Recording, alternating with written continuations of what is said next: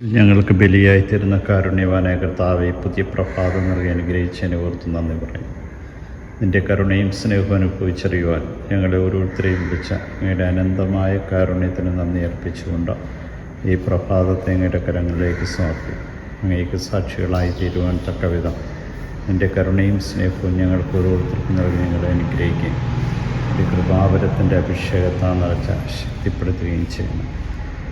ഈ ദിവസം അങ്ങ് നൽകുന്ന എല്ലാ കൃപകളെയും സ്വീകരിക്കുവാൻ തക്കവിധം ഞങ്ങളെ ഓരോരുത്തരെയും അനുഗ്രഹിക്കുകയും എൻ്റെ ചൈതന്യവും ശക്തിയും നഷ്ടപ്പെടുത്താതെ ജീവിക്കാൻ ആവശ്യമായ എല്ലാ കൃപകളും നൽകി അനുഗ്രഹിക്കുകയും ചെയ്യണം.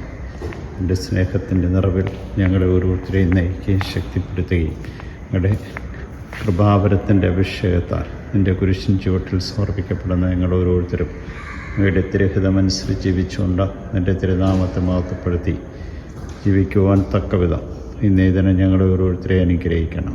ഈശോയെ നന്ദി, ഈശോയെ സ്തുതി, ഈശോയെ ആരാധന.